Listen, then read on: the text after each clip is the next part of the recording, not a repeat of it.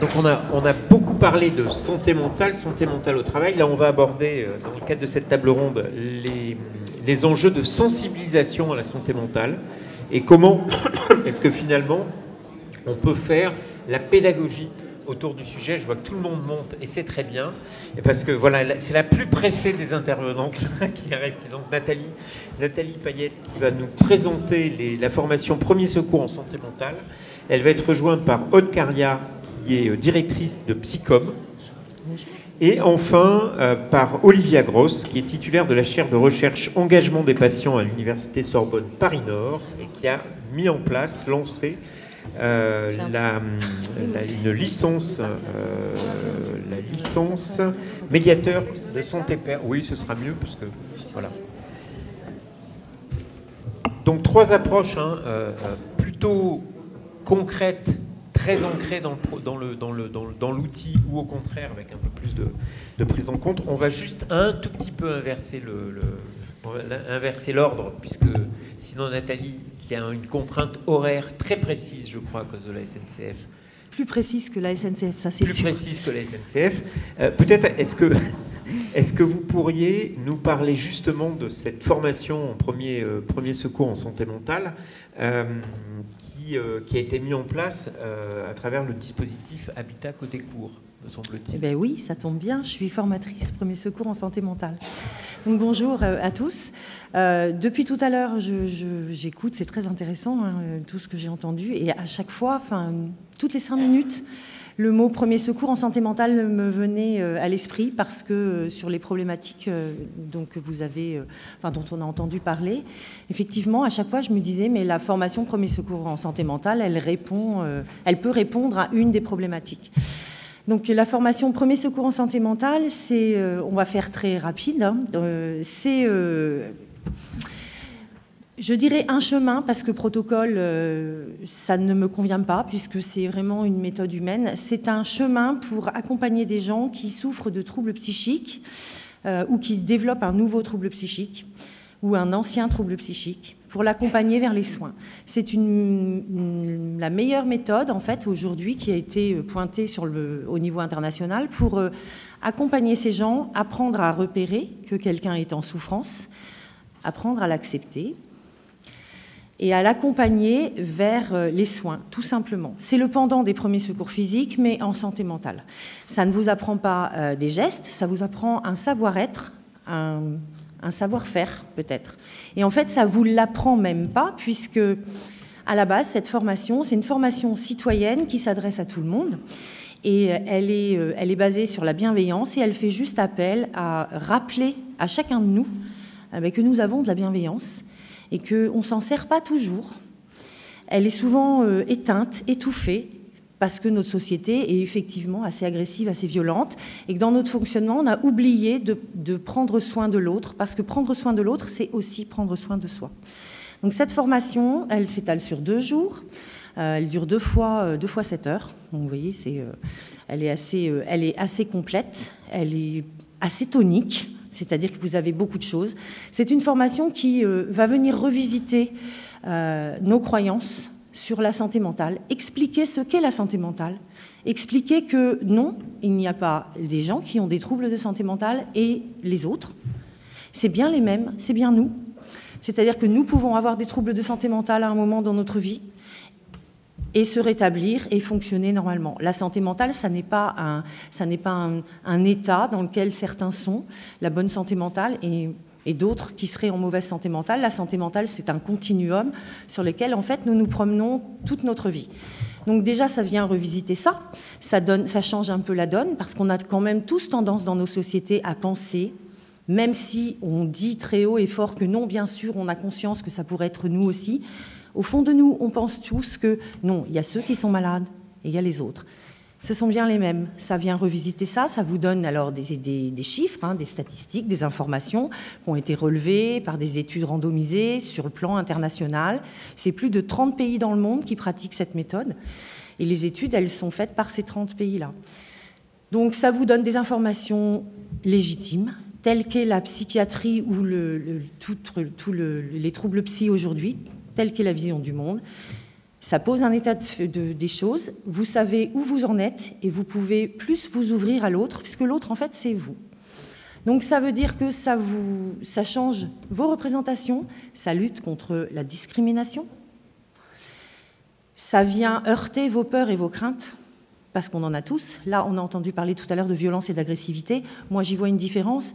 Je vous rappelle que c'est une chose d'être agressé, c'est autre chose de se sentir agressé.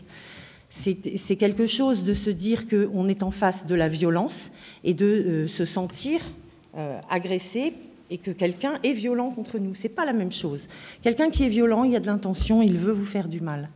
Mais vous pouvez vous sentir en danger et avoir l'impression qu'on est violent avec vous, mais c'est par rapport à vous-même. La personne, en fait, ne se dirige pas vers vous. Quand les gens ont des troubles psychiques, ils peuvent être agités, par exemple. Dans ces cas-là, ils vous semblent agressifs. Vous avez peur, vous vous sentez en danger. Or, vous n'êtes pas en danger, car la personne, elle est agitée. Elle a des raisons d'être agitée, elle a ses raisons. Ce sont les siennes et ce sont les bonnes. Mais vous les vivez mal, et effectivement, vous avez tendance à vous reculer. En fait, c'est ce qu'on fait dans notre société. Aujourd'hui, on se promène dans la rue, la moindre personne qui vous approche, qui vient vous poser une question, la première réaction qu'on a, c'est « Que me veut cette personne ?» Implicitement, on est tous comme ça. C'est très français, ceci dit. J'ai visité cet été d'autres pays. Je peux vous dire que dans d'autres pays, on ne rencontre pas ça. Mais en fait, on se sent toujours agressé, toujours. Et on a toujours dans cet imaginaire que la personne qui a des troubles psychiques, c'est forcément l'autre, et forcément elle ne va pas bien, et forcément elle va être violente. Les premiers secours en santé mentale vous disent ce qui est dans la société, et ça n'est pas comme ça. Ça ne fonctionne pas comme ça. Les troubles psychiques, c'est une maladie que tout le monde peut éprouver à un moment dans sa vie, et ça n'est en aucun cas un trait de personnalité. Donc déjà, ça vous apprend ça vous donne des chiffres, et ça vous apprend comment approcher une personne. Ça vous apprend à vous resituer en vous disant « Si c'était moi, qu'est-ce que j'aimerais qu'on fasse pour moi ?» Donc les premiers secours physiques, les premiers secours en santé mentale, finalement, ça vous permet de rentrer en relation avec l'être humain qui est en face de vous, et de la bonne manière, en acceptant qu'il soit différent, en acceptant qu'il ait ses propres réactions et que peut-être vous ne les comprenez pas, et surtout en réalisant qu'en fait il y a de la souffrance et que vous pouvez l'aider à soulager cette souffrance. Pendant 2 jours, on vous apprend à approcher cette personne, à évaluer si elle est en crise ou pas, et puis à aller vers elle, à la réconforter, à lui donner les bonnes informations que vous avez effectivement pendant la formation, et on vous donne d'ailleurs un manuel où toutes les informations dont on vous parle pendant la formation sont dedans. Et ça vous aide à l'accompagner vers les soins. Juste accompagner vers les soins. En fait, je n'ai pas retenu, je suis désolée le nom, pour la personne de la RATP qui était là, qui parlait de caméras piétonnes, je dirais que les premiers secours en santé mentale, ça forme des petites caméras piétonnes, des citoyens avertis qui vont avoir l'œil pour repérer la souffrance et puis se dire non, c'est insupportable. En fait, on ne peut pas laisser souffrir quelqu'un comme ça, je vais aller vers cette personne et l'accompagner vers les soins. Parce que quand on a des troubles psychiques, avancer pour aller vers les soins, c'est compliqué. C'est très compliqué parce qu'on n'arrive plus à réfléchir correctement, parce que tout se bouscule dans la tête. Et dans ces cas-là, on a besoin d'aide et de quelqu'un qui nous dit « je vais t'accompagner ». C'est juste ça, les premiers secours en santé mentale. Mais c'est une vraie réponse à la discrimination, bien sûr. C'est une vraie réponse au fait de lutter contre la discrimination et puis aussi l'absence de soins. C'est une réponse aussi au niveau des entreprises parce que ça permet de former les gens à observer et à regarder un peu mieux autour d'eux juste leurs collaborateurs. Donc ça veut dire qu'en fait, en formant vos salariés, et c'est ce qui s'est passé chez Côté Court, finalement, vous formez des gens avertis qui vont avoir un autre regard sur eux-mêmes et aussi sur leurs proches, pas seulement sur les personnes qu'on accompagne. Oui, il y a un changement de l'ensemble de la personne et pas seulement le seul aspect lié à la santé mentale. Non, mais c'est juste faire appel à ce qu'on est, au fond de nous-mêmes, en fait. Oui. Rappeler notre bienveillance de base, et on vous apprend tout ça. Alors, juste parce que je sais que le temps court et qu'il va falloir que vous y alliez, j'avais juste deux questions. Une extrêmement concrète. qui est dans le déroulement des formations. Ça se passe avec des jeux de rôle? Alors, il y a des jeux de rôle, il y a des exercices. Bien sûr, c'est pas une formation magistrale, un cours magistral, parce que sinon vous imaginez 2 jours à parler de santé mentale. Bon, vous êtes fatigué à la fin de la formation, ça je vous le dis, c'est sûr, parce que vous prenez un tas d'informations énormes.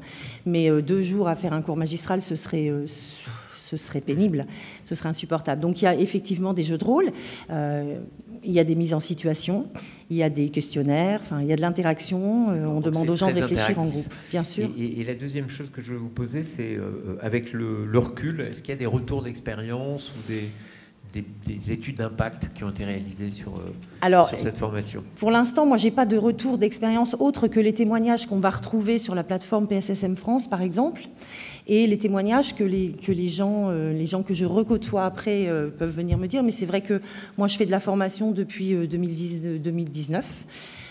Et en fait, j'ai formé la plupart des collaborateurs à côté cours. Et je les refréquente régulièrement. J'ai déjà eu du retour en me disant ce que tu nous avais appris, ça m'a servi à ce moment-là. Bien sûr que pour avoir un retour, il faut qu'il y ait de la pratique. Et en l'occurrence, excusez-moi, mais moi, la pratique en premier secours en santé mentale, c'est pas ce que je souhaite à aucun des stagiaires en fait qui viendraient. Bien sûr, je souhaite que vous n'ayez jamais besoin de vous servir de cette méthode. Mais c'est une méthode douce, c'est une méthode de rencontre, hein, ni plus ni moins. De rencontre. Vous apprenez une bonne manière de regarder et de retransmettre les choses. Vous maîtrisez vos mots, les mots que vous pouvez dire aux autres, parce que les mots MOT, c'est aussi des mots, MAUX. Hein. Parfois, les paroles qu'on dit, elles peuvent être vécues de manière très violente par la personne. Donc, ça vous apprend à maîtriser tout ça pour accompagner au mieux la personne vers ce qui est bon pour elle, et non pas vers ce que vous décidez qui est bon pour elle. Très bien, merci. Merci beaucoup. Vous devez partir tout de suite. Alors, je vous laisse partir. Et on va poursuivre avec Aude Caria, qui est donc directrice du Psycom. Et alors, le Psycom, qu'est-ce que c'est, en fait? Oui, bonjour à toutes et à tous. Merci pour l'invitation à contribuer à vos échanges autour de la question de la santé mentale. Alors le Psycom, qu'est-ce que c'est? C'est un organisme public d'information sur la santé mentale et de lutte contre la stigmatisation qui existe depuis 30 ans maintenant. Donc on a une certaine maturité sur le sujet. Et nos missions principales, c'est d'informer, d'orienter et de sensibiliser. Alors je crois que j'ai des diapos. Oui, voilà, ah oui, d'accord. Déjà, je déclare aussi vos centres d'intérêt, un élément important. Quand on parle de santé, c'est toujours important de faire sa déclaration de lien d'intérêt. Donc je déclare que je n'ai pas de lien d'intérêt avec les entreprises fabricant ou commercialisant des produits de santé. Et c'est une question que je vous invite à vous poser à chaque fois que vous allez sur un site internet, que vous utilisez une appli, que vous écoutez un ou une spécialiste de santé, de savoir est-ce que cette personne a des liens d'intérêt. Voilà, donc moi j'ai pas d'intérêt. Le Psycom, c'est un organisme public, on est financé par des fonds publics, on a une mission d'intérêt général et je n'ai rien à vendre. Voilà. Donc nous, notre mission depuis 30 ans, c'est de proposer une information fiable, accessible et indépendante. Voilà. Donc fiable, c'est-à-dire qu'on a un gros travail de création de contenu d'information basé sur des données probantes quand elles existent, de vérification des sources, enquêtes. On interroge des spécialistes sur les différents sujets qu'on traite. Donc sur cette mission d'information, ça passe par une trentaine de brochures qui sont disponibles gratuitement en téléchargement à la commande sur notre site. Donc, qui traite toutes les thématiques de santé mentale. Donc ça va de la santé mentale, grossesse, parentalité, santé mentale des enfants, des jeunes, santé mentale et emploi, vieillissement, numérique, toute une collection sur les différents troubles psychiques, sur tous les types de psychothérapie, sur les médicaments psychotropes, sur l'organisation des soins, sur les droits des personnes soignées en psychiatrie. Et puis, on a un site, le site de référence sur l'information santé mentale en France, c'est le site du Psycom, Santé Mentale Info, avec plus de 50 pages. Et puis, vraiment, là encore, on traite à 360 degrés la thématique de la santé mentale. C'est 80 000 visites par mois. Donc ça, c'est pour la partie de notre mission information. On a aussi des guides en ligne et des guides papier pour aider à l'orientation. On a pas mal évoqué ces questions-là. Une fois qu'on repère une problématique ou quand on a un proche qui va mal ou quand soi-même on va mal, la question c'est toujours où est-ce que je m'adresse? Non, c'est... Oui, restez sur la première diapo, merci. Où est-ce que je m'adresse? Où est la porte d'entrée? Où est la porte d'entrée dans le soin, dans l'aide, dans l'accompagnement? Donc sur notre site, pareil, on a par exemple un guide des lignes d'écoute. On a plus de 120 lignes d'écoute en France. On est très écoutés en France. Et donc, avec beaucoup de gens qui appellent? Oui, avec beaucoup de gens qui appellent. C'est une des pages de notre site qui est la plus consultée parce que c'est aussi une ressource. On pense toujours, s'il y a un problème, il faut aller voir le psy, etc. Non, parce qu'il y a différentes intensités de problèmes et un premier recours quand on ne veut pas aller voir le psy ou quand il n'y a pas de psy disponible, c'est d'appeler une ligne d'écoute. Et ça, c'est un premier réflexe qu'on peut avoir et c'est quelque chose que vous pouvez vous approprier très facilement, d'orienter les personnes vers le site du Psycom pour aller trouver une ligne d'écoute parce qu'il y a des lignes d'écoute très spécifiques pour les parents, pour les différents types de métiers, etc. Et on a des ressources d'annuaires, etc. Sur la partie sensibilisation, là on peut passer à la diapo suivante, merci. Donc depuis de longue date, en fait, Psycom développe des outils pédagogiques interactifs pour sensibiliser toute la population à la santé mentale, c'est-à-dire à comprendre qu'est-ce que c'est que la santé mentale. Parce qu'il ne vous aura pas échappé qu'il y a une forte stigmatisation sur ce sujet-là, une honte, une peur à parler qui est ancrée dans nos imaginaires collectifs depuis des millénaires. Et qu'on a un peu, par rapport à d'autres pays anglo-saxons, par exemple, un certain déficit d'éducation à la santé mentale. Et qu'on a besoin, en fait, c'est toute la population qui a besoin de comprendre qu'on a une santé mentale. On apprend aux enfants à se laver les dents pour éviter les caries. On apprend encore peu qu'on a une santé mentale, que les enfants, oui, ont une santé mentale qui bouge tout au long de la vie et comment on fait pour en prendre soin et qu'est-ce qui l'influence. Donc nous, on a développé des outils pédagogiques pour faire passer toutes ces notions-là. Donc c'est des outils qui sont gratuits, qui sont disponibles sur notre site, qu'on peut utiliser directement. Vous pouvez vous en emparer pour animer des espaces de parole autour de la santé mentale, par exemple avec le Cosmos mental. Je ne sais pas si certaines d'entre vous connaissent. Non ? Non, donc le Cosmos mental, voilà. Donc je vais aller un petit peu plus. Je crois que c'est les diapos suivantes. Non, oui, non. L'importance de dire aussi, excusez-moi, j'irai sur les outils après. Mais nous, ce qu'on promeut, c'est une vision globale, très globale de la santé mentale, qui est la vision de l'Organisation mondiale de la santé. Donc le fait, comme le disait la collègue de Premier Secours en santé mentale, on a toutes et tous une santé mentale, comme on a une santé physique. Et elle n'est pas figée, elle évolue tout au long de la vie, elle est en mouvement. Et donc ça veut dire que par moment on peut aller bien, moins bien, on peut se rétablir, etc. Donc cette vision dynamique, elle est importante à diffuser parce que ça va à l'encontre d'une vision binaire qui ferait croire qu'il y a une frontière au-delà de laquelle on passe dans un autre pays, le pays de la folie, un pays peuplé de fous et de folles. Ben non, c'est pas comme ça. Ce pays, il n'existe pas, en fait. On est tous des êtres humains et la vulnérabilité, c'est ce qui fait notre humanité. Et donc, tous nos outils sont basés sur cette notion-là plus universelle de santé mentale qui permet d'agir contre la stigmatisation. Et cette vision globale, elle suppose aussi que la santé mentale, ça ne dépend pas seulement de l'individu, parce que c'est aussi un discours qu'on entend beaucoup, que ça serait la seule responsabilité de l'individu d'aller bien ou d'aller mal, que ça serait une question de volonté, qu'il suffirait de faire du yoga pour aller mieux, qu'il suffirait d'avoir un baby-foot dans la salle de repos pour que tous les problèmes au travail soient résolus. Vous voyez ce que je veux dire?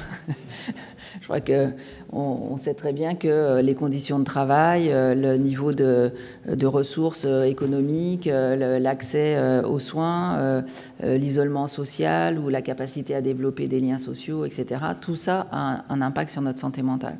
C'est-à-dire que notre santé mentale, elle dépend, comme le montre ce schéma, évidemment de facteurs individuels. On n'est pas tous les mêmes, on n'est pas des machines non plus. Mais beaucoup de facteurs économiques, sociaux, conditions de logement, exposition aux violences, à la discrimination, au racisme, aux discriminations de tout type. Donc ça veut dire que pour prendre en compte la santé mentale des populations, quelle qu'elle soit, eh ben, il faut prendre en compte l'environnement. D'où l'importance des réflexions qui ont été évoquées dans la table précédente sur les conditions de travail. Et le développement personnel ne suffira pas. Donc ça, c'est un peu la vision globale qu'on porte. Donc ça veut dire aussi que ça ne relève pas que de la psychiatrie. Vous voyez ? C'est-à-dire que les problèmes de santé mentale, c'est pas seulement l'affaire des psychiatres et des spécialistes. C'est l'affaire des DRH, c'est l'affaire des élus, c'est l'affaire des gardiens d'immeubles. Vous pouvez contribuer à prendre soin de la santé mentale des autres, de votre place, que vous soyez amis, collègues, famille, bien sûr, mais aussi dans vos rôles professionnels. Et donc le Cosmos? Alors, le Cosmos. Donc, on a plusieurs outils. Alors là, j'appuie sur mon ordinateur imaginaire. Donc, des premiers outils dont vous pouvez vous emparer, on aime bien les métaphores. Hein. Donc, la boussole de la santé mentale, c'est un premier outil, en fait. C'est une petite vidéo qui vous explique que justement, ce que je viens de vous expliquer, mais sous forme de la métaphore de la boussole, notre santé mentale, elle varie comme les aiguilles d'une boussole. Et qu'on passe en permanence de différents états, un état de bien-être, absence de troubles psychiques, on peut aller vers le mal-être, etc. Et donc c'est pour sortir de cette vision binaire et montrer aussi que on peut, vous avez l'axe médical, hein, on a ou pas un diagnostic, mais il y a toute une variation entre un état de bien-être sans diagnostic psychiatrique jusqu'à un diagnostic. On peut passer par du mal-être, de la détresse psychologique, etc., qui ne relève pas du soin. Et quand on a vraiment un état de souffrance très élevé qui nous empêche de fonctionner, de travailler, d'être en relation avec les autres, on peut avoir besoin de soins. Donc ça veut dire sur cet axe-là, déjà, on évolue toutes et tous, mais il faut croiser ça avec la notion du ressenti. C'est-à-dire qu'on peut se sentir en situation de mal-être, mais pas avoir de diagnostic psychiatrique. Et à contrario, on peut aussi avoir un trouble diagnostiqué, quel qu'il soit, avoir des soins, un accompagnement, etc., et se sentir tout à fait bien. Parce qu'on a un traitement, un accompagnement, on a retrouvé une vie satisfaisante. Donc ça permet d'expliquer ça. Next. La suivante. L'autre métaphore qu'on utilise et qui est pareil sous forme d'un clip, d'un kit pédagogique que vous pouvez utiliser, c'est la métaphore du cosmos. Donc ça, c'est pour expliquer que on est toutes et tous au volant d'une fusée et on essaye tout au long de notre vie de se maintenir sur la voie lactée de l'équilibre psychique. Voilà. Et dans ce cosmos, on est accompagné de planètes ressources, des compétences qu'on peut avoir, l'accès aux soins, du soutien social, familial, des ressources financières, mais aussi d'obstacles. Et l'obstacle, ça peut être un héritage génétique, un secret de famille, des complications, etc. Et que tout au long de la vie, on rencontre des événements de vie, des accidents de parcours, des astéroïdes qui vont percuter la fusée, mais qu'avec de l'aide et du soin, de l'accompagnement, on peut se rétablir, retrouver la voie lactée de l'équilibre psychique. Voilà. Donc ça, c'est des outils interactifs qui peuvent être utilisés dans le cadre d'ateliers, de groupes de parole, etc., et qui permettent de comprendre justement, vraiment intrinsèquement, qu'on a une santé mentale. Et de nous outiller aussi après. Et puis un autre outil, rapidement, voilà, ça c'est le jardin du dedans. Donc là, on utilise la métaphore du jardin pour parler de santé mentale avec les enfants. La santé mentale, ça évolue au fil des saisons. Parfois on va bien, parfois il fait beau, parfois il neige. Parfois il y a des invasions de doryphores dans le jardin qui nous perturbent. Un autre outil, c'est le voyage au cœur du cosmos mental. Là, c'est un jeu de plateau qui permet de faire un jeu de rôle, en fait, en incarnant des personnages qui vont se balader dans le cosmos, rencontrer des événements de vie, qu'est-ce qu'ils peuvent faire, quelles ressources ils peuvent mobiliser, etc. Donc c'est très concret, avec des situations très concrètes. Et un dernier outil, c'est la fresque de la santé mentale. Donc ça, c'est sur le principe de la fresque du climat, un outil qu'on a co-développé avec l'association Nightline pour parler de santé mentale. Donc là, c'est un petit peu un investissement un peu plus long puisque ça demande à peu près 2 heures, 2 heures et demie. Et on construit avec un groupe et des animateurs et des animatrices une fresque. Donc les gens, là, c'est vraiment, on est beaucoup dans l'action, c'est-à-dire tous les participants, en fait. Et ça peut se faire tout à fait en entreprise. Puisque, comme la fresque du climat, en fait, peut-être vous avez déjà participé aux fresques du climat, c'est exactement le même principe. C'est ce que j'allais vous demander, parce que tous les outils et les ressources que vous avez évoquées là sont en libre accès, oui. Hormis la dernière qui nécessite... oui, alors là, la fresque du climat, là, c'est payant, mais sinon, toutes nos ressources à nous sont... Ça n'a pas été précisé, mais le premier secours en santé mentale, c'est une formation payante. Oui. Voilà, donc nous, c'est disponible gracieusement et on peut donc je vous invite à aller sur le site, à vous emparer de ça. On anime aussi des ateliers pour faciliter la prise en main, etc. Mais l'idée, en fait, c'est que tout le monde puisse être opérateur de ces outils-là parce qu'il faut vraiment former toute la population à la santé mentale. Et ils sont faciles à prendre en main ? Ah oui, oui. Ils ont été faits pour être faciles. Il y a déjà la métaphore, mais on a des cahiers pédagogiques, etc. Donc, après, ça a été évalué aussi. C'est votre question suivante ? Oui, j'en arrivais à l'évaluation. Je vous ai coupé la parole. Parce que... Voilà, donc on a effectivement réalisé des études d'impact, parce que c'est bien de faire des outils, mais enfin, c'est toujours, on peut avoir plein de bonnes idées, mais il faut encore prouver qu'elles sont efficaces et utiles. Et donc, on a fait une étude d'impact du cosmos mental, justement, parce que c'est très, très utilisé. Et on l'a créé il y a une dizaine d'années, donc il est beaucoup utilisé. Et donc, dans cette étude, 85% des gens qui ont été interrogés, qui ont participé à des ateliers cosmos mental, ou qui ont visionné le clip, se disent mieux équipés pour parler de santé mentale. Donc, voilà, il y a une acquisition de savoir et qui permettent de parler plus facilement de ces questions-là. 80% estiment avoir beaucoup mieux compris ce que c'était que la santé mentale et ce qui l'influence. Voilà, donc de pouvoir aussi repérer du coup ce qui nous fait du bien ou ce qui nous fait du mal par rapport à notre santé mentale. Et 56% des gens déclarent parler beaucoup plus souvent de santé mentale qu'avant. Voilà. Donc ça, c'est quelques éléments d'évaluation du cosmos mental. On a fait aussi une étude d'impact sur notre site. Et là, c'est des résultats qui ne sont pas encore publiés que je vous présente. Donc, 97% des gens qui vont sur notre site, des utilisateurs de notre site, considèrent que les informations proposées sont fiables. Donc, les gens viennent vraiment parce qu'ils savent que là, au milieu de tout ce qu'on peut voir comme information sur la santé mentale, avec tous les risques commerciaux, charlatanesques, sectaires, etc., Psycom, c'est du solide, quoi. C'est important parce que déjà, ça fait gagner du temps.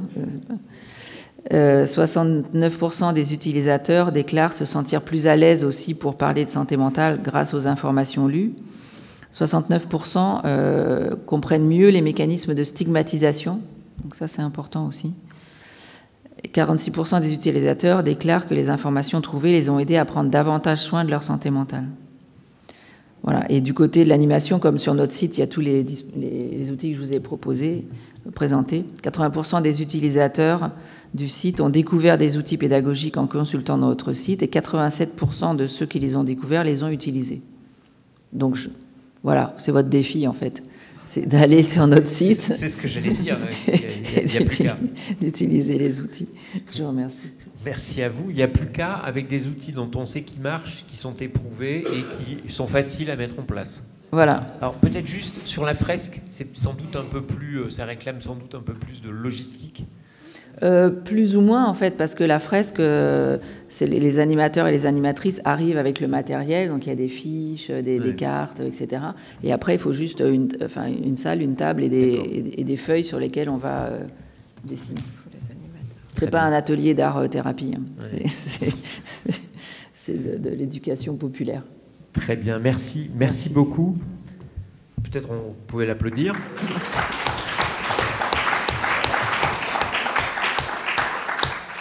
Et Olivia Gross, vous allez clore cette table ronde. Ce qui ne veut pas dire que ça ne va pas enflammer les passions, l'attention, puisque vous avez développé une licence médiateur de santé pair au sein de l'Université Sorbonne Paris Nord. On a parlé de la pair-aidance. C'est revenu plusieurs fois dans la conversation. Est-ce que vous pourriez nous expliquer en fait un peu comment ce programme est aujourd'hui construit ? Ah non, celle-là, ça marche. Oui. Pardon, je peux couper le... Bonjour à tous. Bon, j'ai passé une très très belle journée avec vous.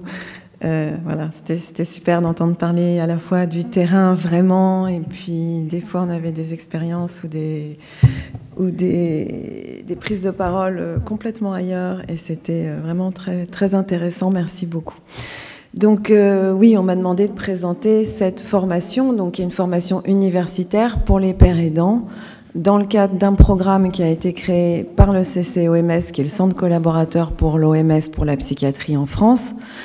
Et dans le cadre de ce programme, on ne parle pas de père aidant, on parle de médiateur de santé pair. Donc je vous demande de vous habituer à à ce terme, parce que c'est celui que je vais utiliser, c'est un peu le label donc du CCOMS.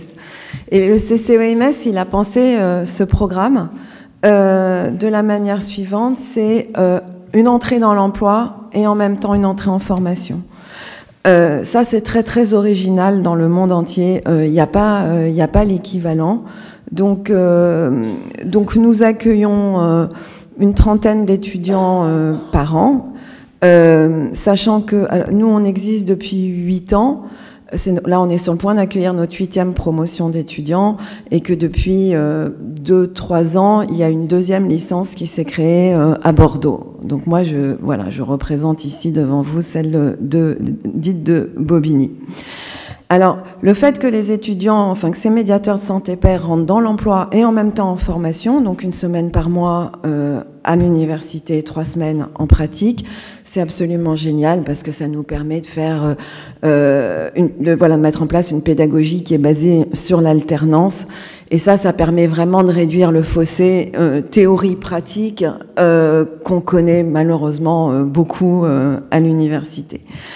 Alors, l'objectif de la formation, c'est de créer une identité professionnelle forte entre tous ces médiateurs santé pair, et autour de 3 compétences clés, que sont accompagner ces pairs dans une posture réflexive vers leur rétablissement et leur empowerment, et ça dans tous les domaines de leur vie.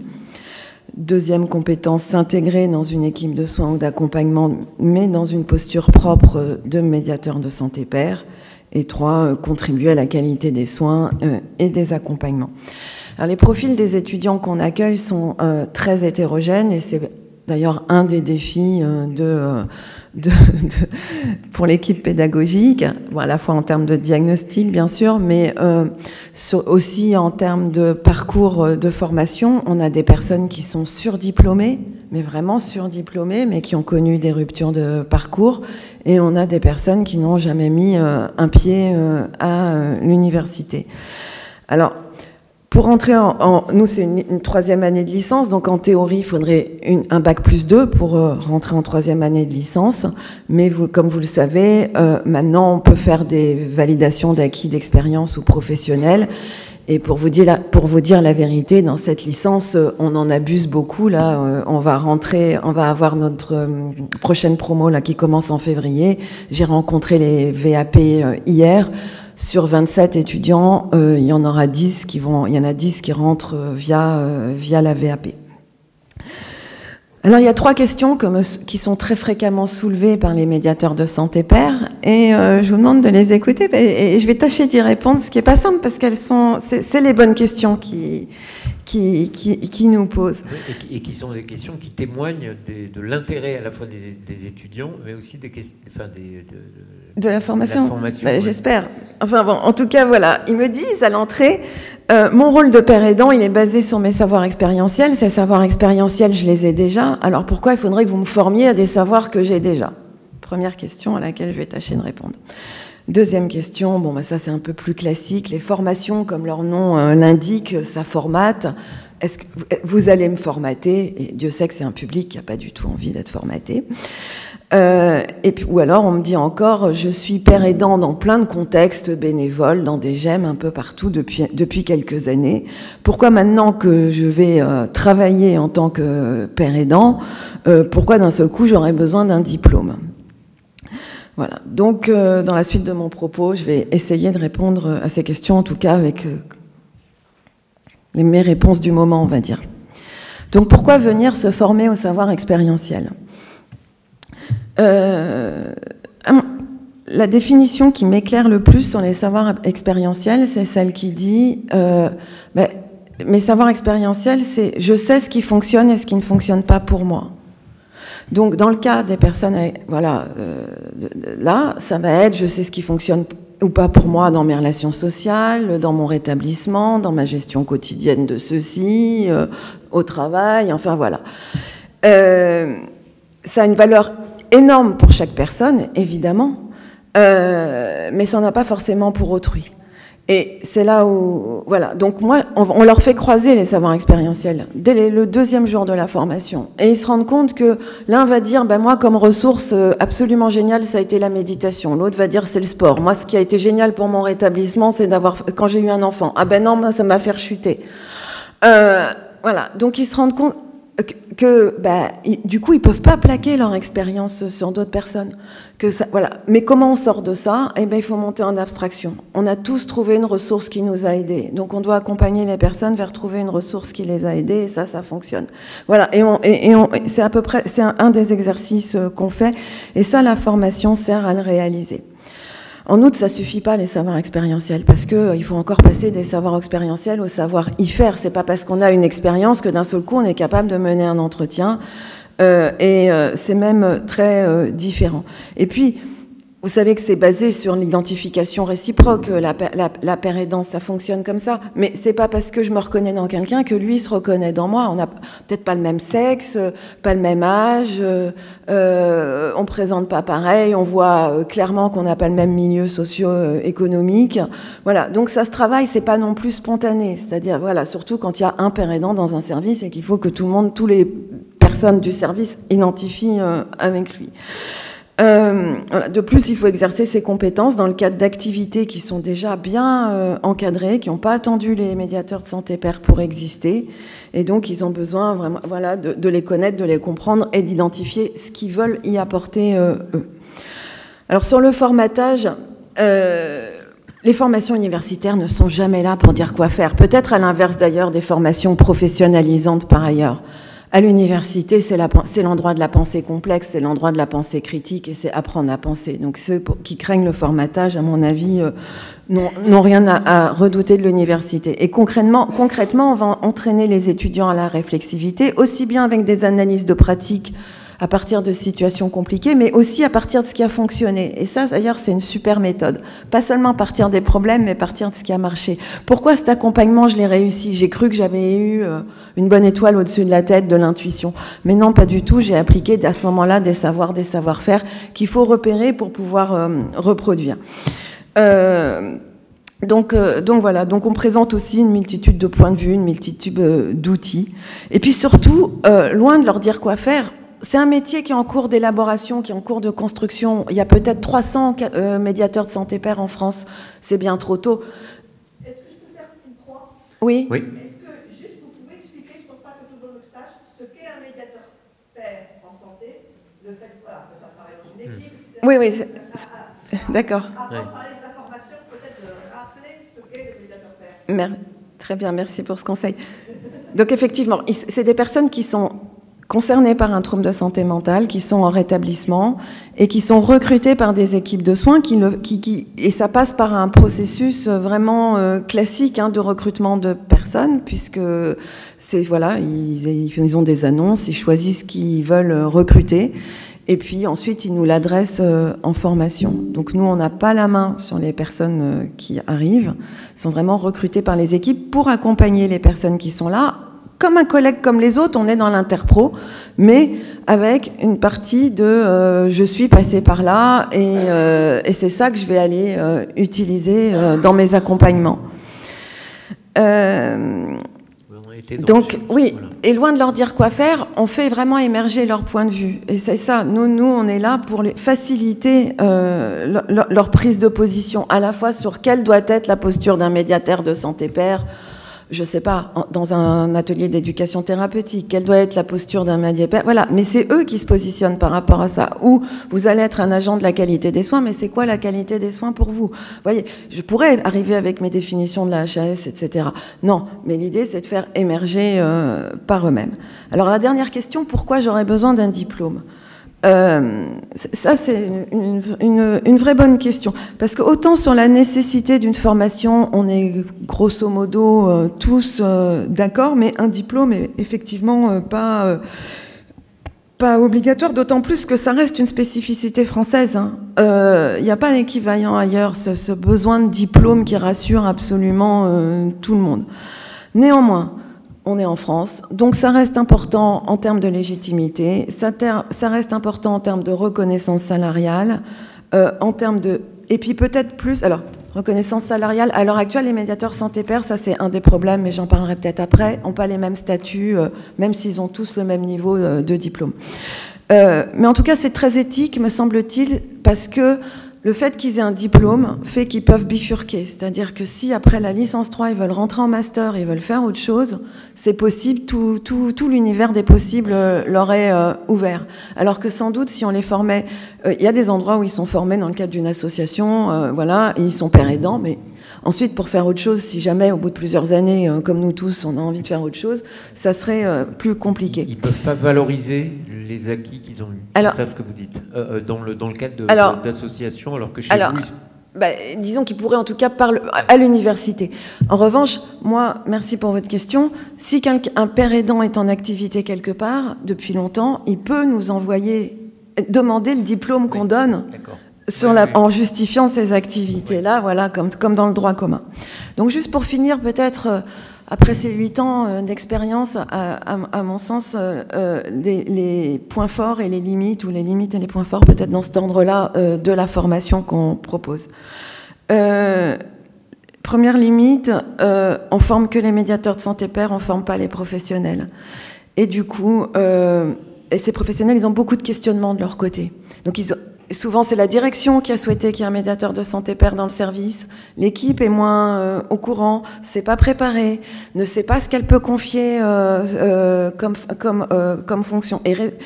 Alors, il y a des endroits, ça se passe très bien, il y a des endroits, ça se passe moins bien. Et honnêtement, c'est déchirant quand on voit une promo qui est, voilà, où les uns ont des témoignages et des retours d'expérience incroyables. Ils ont, voilà, toutes les possibilités leur sont offertes sur leur lieu de travail. Ils sont dans un épanouissement total.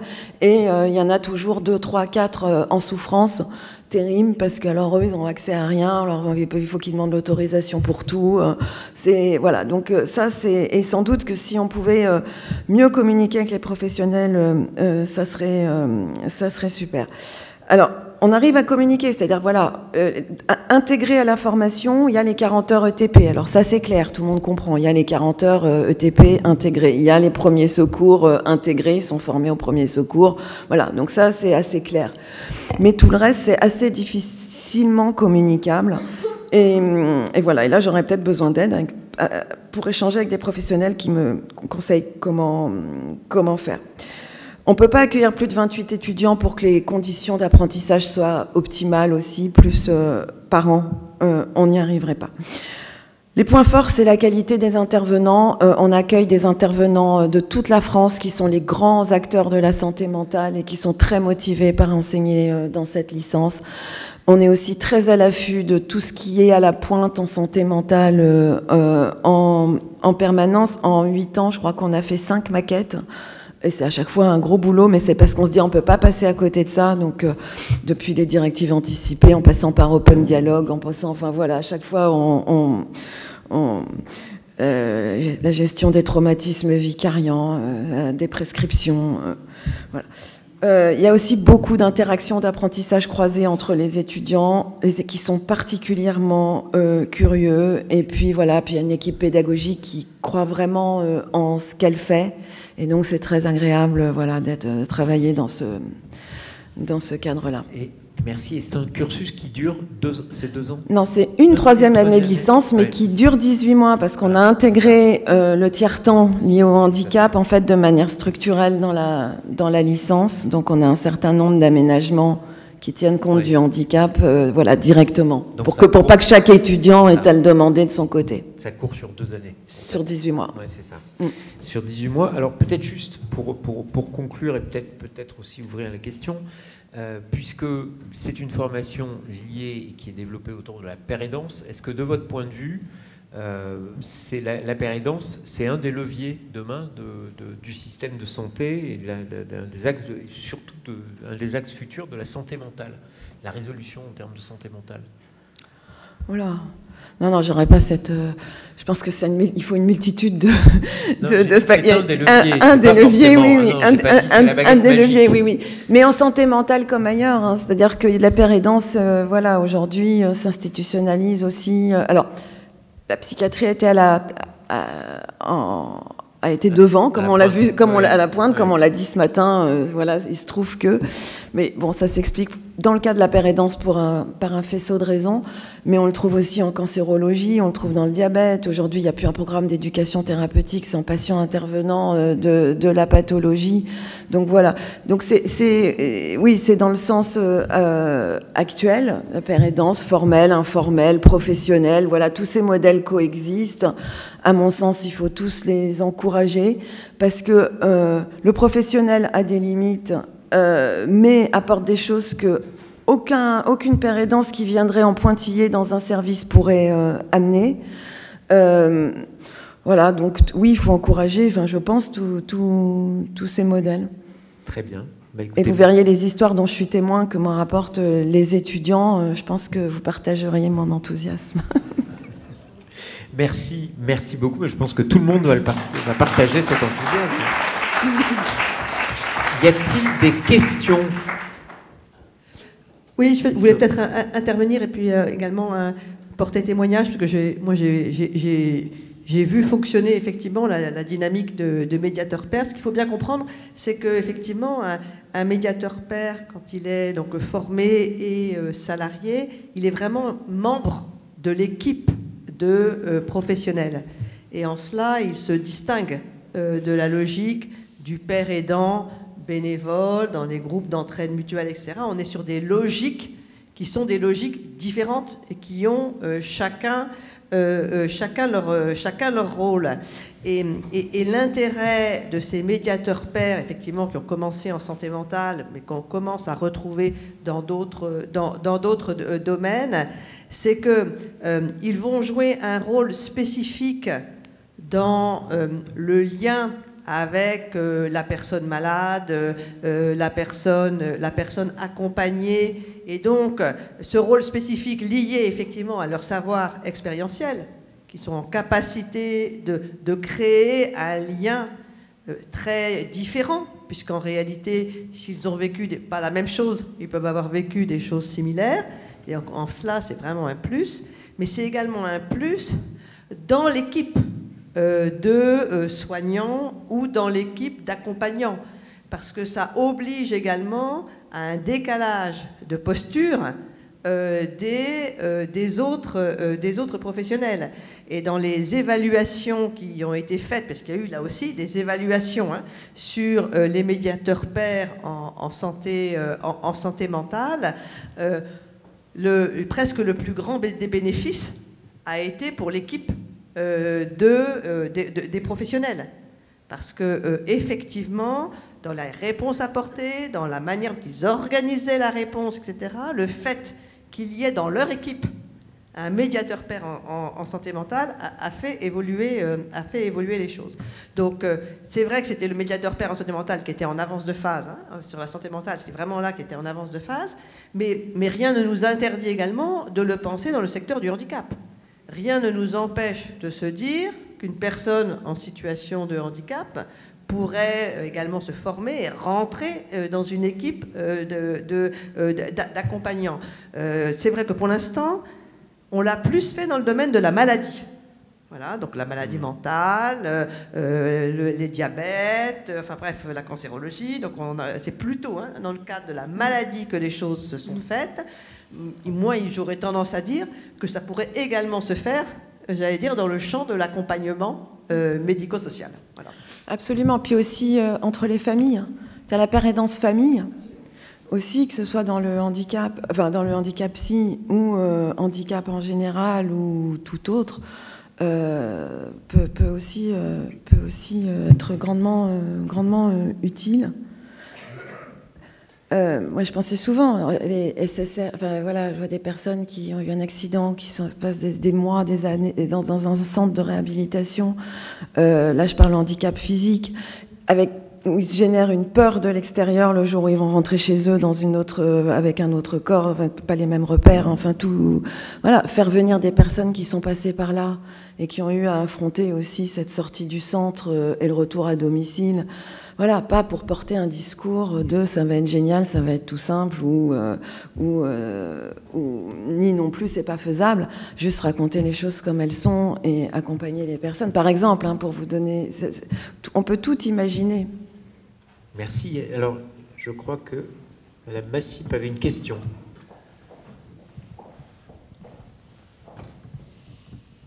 Oui, on parle beaucoup, donc on a beaucoup parlé des pères aidants, mais j'ai une question ça m'interpelle. Ce sont des personnes donc, qui vont aider d'autres personnes en souffrance. Elles-mêmes, elles ont connu des périodes de souffrance. Et se pose la question de elles quand on aide des personnes, surtout sur le plan psychique, on engrange un certain nombre d'émotions. C'est ce qui se passe avec les psychothérapeutes, les psychanalyses, et ça appelle à une certaine prise de distance, de recul. Et on sait que ces thérapeutes-là, ils font l'objet d'une supervision. Alors, est-ce que cette supervision se fait dans les gènes, ou bien, comment ça se passe? Parce qu'à un moment donné... Alors, oui, on les forme à faire des analyses de pratique qui savent faire de manière autonome à plusieurs, bien sûr, entre eux. C'est de l'intervision qu'on promeut dans ce modèle-là. Mais dans les faits, ce que vous décrivez a été énormément redouté et étudié. Et pour le coup, on n'a jamais eu trace, et je le vois dans tout ce qui me remonte dans la promo, de difficultés à ce niveau-là. Là où quand il y a une difficulté, c'est parce que l'intégration dans l'équipe de soins ne se passe pas bien. Et ça a pu être pour certains effectivement provoquer tout ce qu'on peut redouter. Mais jamais en fait, voilà. Et les médiateurs de santé pair parlent pas de distance, ils parlent de bonne proximité et non pas de bonne distance. C'est ça qui est travaillé, ce qui est à peu près pareil, mais c'est, vous voyez, c'est et en fait, voilà, l'effet miroir ou tout ce qui a pu être douté de ce côté-là ne s'est jamais produit. Mais vraiment, à aujourd'hui, quand il y a des problèmes, c'est lié à des mauvaises intégrations dans l'équipe de soins, à un travail invisibilisé, un manque d'accès aux outils des autres. Voilà, on ne rentre pas dans une équipe comme un collègue comme les autres, parce que leur aspiration, elle est là aussi, autant que d'accompagner d'autres personnes. Très bien, merci. J'aurais une question en fait pour Aude Caria. Vous avez parlé de beaucoup d'outils. Est-ce que vous avez un retour sur l'utilisation de ces outils avec des personnes qui sont en situation de handicap, avec un déficit intellectuel par exemple? Alors, pas à ma connaissance.